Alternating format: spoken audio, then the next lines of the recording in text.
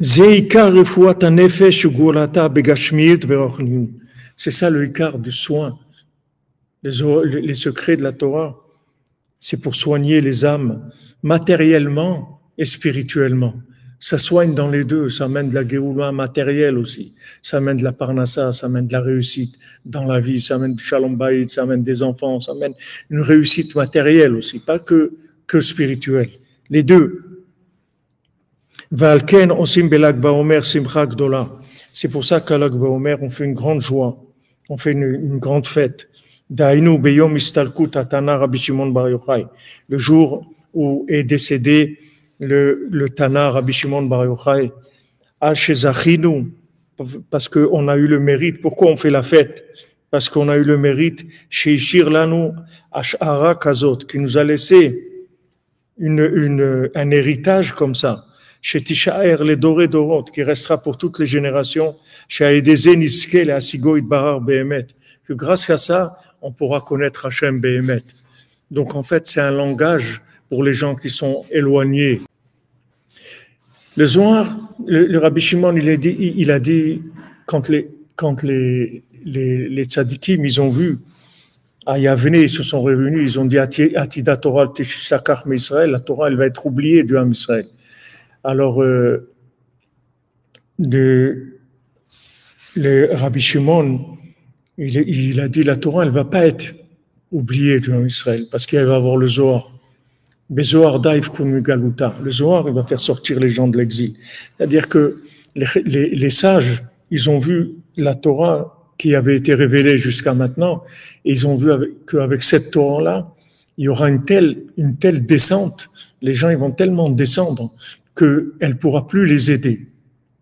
Et c'est ce qu'on voit aujourd'hui. On voit pourquoi vous voyez à Paris, on fait après Ouman, il y a des slichot avec la darbouka, les trucs et tout. Maintenant, prenez des gens de la génération d'avant. Vous leur dites, on va faire des slichot avec la darbouka et tout. Ils vont dire, mais c'est quoi ce truc-là? C'est tout. C'est pas... Mais d'accord, eux, ils font sans la darbouka. Mais le problème, c'est que les gens, ils viennent pas faire les slichot. C'est vrai que c'est bien. C'est très bien de faire des slichot sérieux, de façon grave et vraiment avec de la crainte et tout. Mais c'est très beau, mais le problème, c'est qu'il n'y a pas de clients. Le produit, il est magnifique, mais il n'y a personne qui l'achète. Donc, il faut un produit que les gens achètent. C'est ça le but. Le but, c'est que des gens achètent le produit. C'est pas d'avoir un produit super. Il n'y a pas de clients. Tu restes avec ton stock. Qu'est-ce qu'on a fait? Tu n'es pas arrivé à transmettre la Torah à tes enfants. Alors, à quoi ça sert il faut que ça marche, il faut un langage. Alors, vous voyez ces jeunes, ils viennent à Ouman, à Rosh Hashanah, après ils rentrent, ils sont enflammés, ils ont envie de faire les slichot. Allez, tout le monde vient et on danse, et c'est merveilleux. Et c'est sûr que Hachem, il a un plaisir extraordinaire de ces slichot-là. Extraordinaire. Alors que la plupart de ces gens-là, c'est pas des grands orthodoxes. C'est des gens, ils aiment Hachem, c'est tout. C'est tout. Et c'est ce qu'il veut, Hachem. Hachem, il te veut pas un orthodoxe enfariné et constipé. Hachem, il veut quelqu'un qui l'aime, qui soit joyeux. C'est ça qu'il veut, Hachem. C'est ça qu'il veut, Hachem. Il veut des gens qui sourient, qui sont contents, qui disent merci mon Dieu, que c'est des merveilles. C'est ça qu'il veut. Regardez, qu'est-ce qu'il y a. Les gens disent, vous croyez que c'est ça la Torah? Ça donne pas envie. Des gens qui sont angoissés, qu'est-ce que ça donne envie? Ok, alors il faut aller faire les slichot, il faut avoir les trucs, c'est très grave, mais tu sais pas, c'est Yom Kippour, tu sais pas, mais tu sais pas ce qui peut se passer, tu peux mourir mais tout ça, il y a des gens ils sont vivants, ils sont pires que des morts. C'est mieux pour eux qu'ils meurent, ça sera mieux pour eux. Qu'est-ce qu'ils font ici? Ils sont en train de souffrir, faire des trucs et tout pour rien. Il faut rien du tout de leur vie. À quoi ça sert la vie? Et c'est des morts vivants. Ils n'ont même pas envie de vivre. Ils poussent, ils tirent, ils font des efforts. Mais ils n'ont même pas envie de vivre. Ils n'ont pas de goût à la vie. Ils n'ont rien trouvé. À quoi ça sert ces méthodes-là? Il faut donner envie aux gens de vie. Il faut donner de la joie. Il faut leur donner confiance en eux. C'est ça qui fait le Zohar. C'est pour ça que Rabbi Shimon, il est arrivé, il a dit non. La Torah, elle ne va pas s'oublier. Pourquoi? Parce qu'il va venir des nouveaux des nouveaux remèdes qu'il n'y a jamais eu. Ces remèdes-là, vous ne les connaissez pas. Comme matériellement, avant les gens, il y avait certaines maladies que les gens ils mouraient de ça. Après, ils ont découvert les antibiotiques. Et avec ça, il y a beaucoup de maladies que les gens ne meurent pas. Avant, ils mouraient tout de suite, quand les gens qui avaient ces maladies-là. C'était incurable. Après, il y a eu des découvertes. Hachem, il a envoyé des médicaments. Et les gens, même quand ils tombent malades, ils ont ces médicaments qui les soignent. Spirituellement, c'est pareil. Le monde, il a vécu des étapes.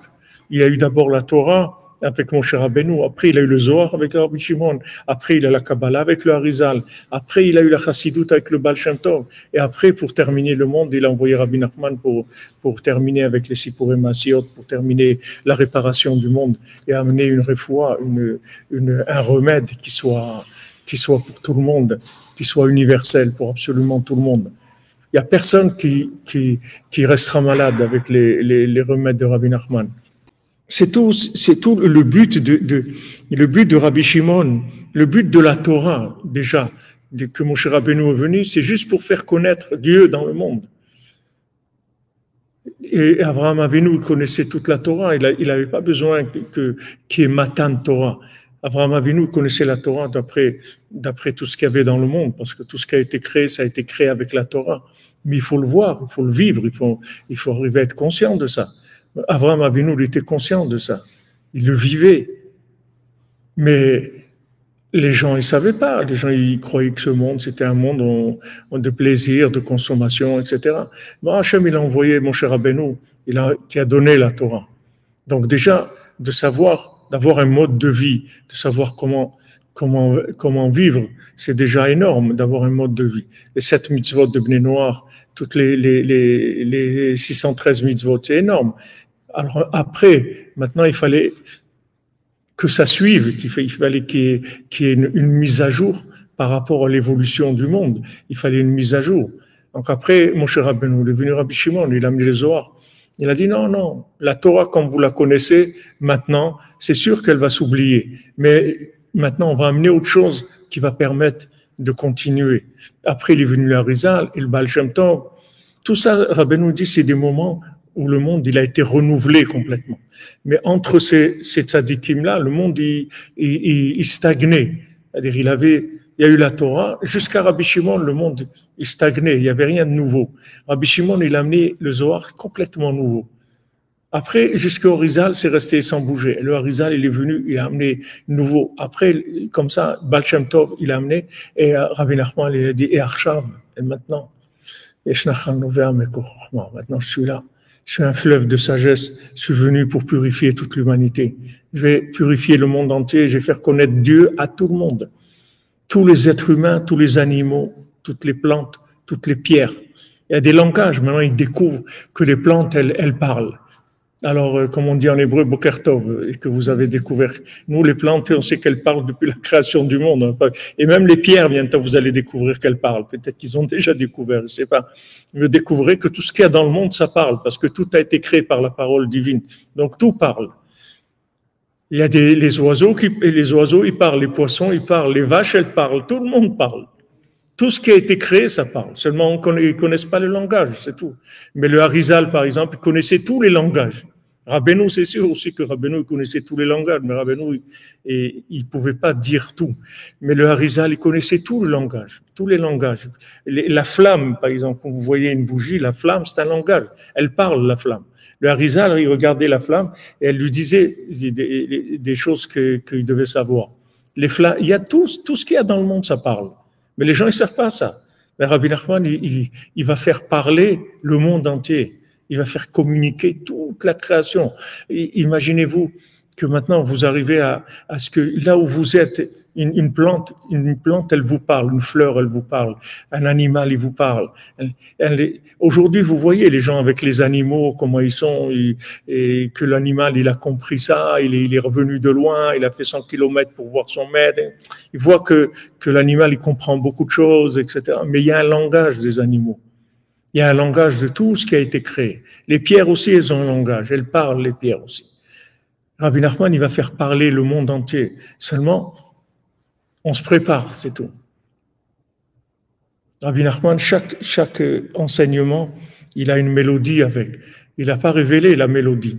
Et la danse, chaque enseignement que Rabbi Nachman il a fait, il a révélé dans l'Écoute Moran, il y a plus de 400 enseignements. Chacun, il a une danse et une mélodie qui va avec.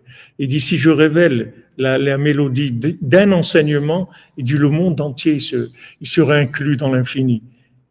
Tellement qu'ils vont sentir un vouloir de se rapprocher de Dieu, que les gens ils vont s'inclure complètement dans l'infini. Alors, doucement, on entend, on est là aujourd'hui. Pourquoi vous êtes là aujourd'hui? Parce que vous avez entendu quelque chose, une petite note, un tout petit peu. Alors ça vous avez sortir de vos habitudes, de là où vous êtes, etc. Ça vous donner de l'espoir qu'on peut changer, que le monde peut changer, que la vie elle peut être meilleure. Là, c'est qu'on entend un tout petit peu d'une mélodie, mais Rabbi Nachman, il a tout préparé. Il a tout préparé pour la Géoula.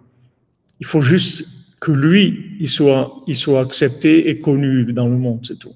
Si lui, il est accepté et connu et reconnu dans le monde il se répare immédiatement. Parce qu'il va révéler des outils, il a des outils pour faire connaître Dieu à n'importe qui sur terre. La personne la plus détruite,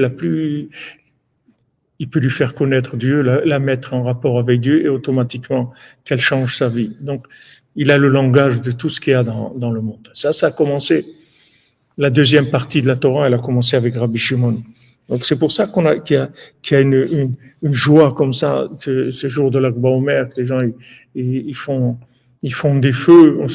Rabbi Nachman, il a dit, mon petit feu, il va brûler jusqu'à Mashiach. C'est un petit feu. C'est pas un grand feu, c'est un petit feu, mais il brûlera jusqu'à Mashiach. C'est-à-dire que ce feu, il va enflammer le monde jusqu'à ce qu'il y ait la Géoula. Mais ça a commencé avec le Zohar. Le Zohar, c'est Atralta de Géoula. C'est le début de la Géoula. Dès que Rabbi Shimon il est venu, ça a commencé le processus de la Géoula, de la délivrance, avec le Zohar.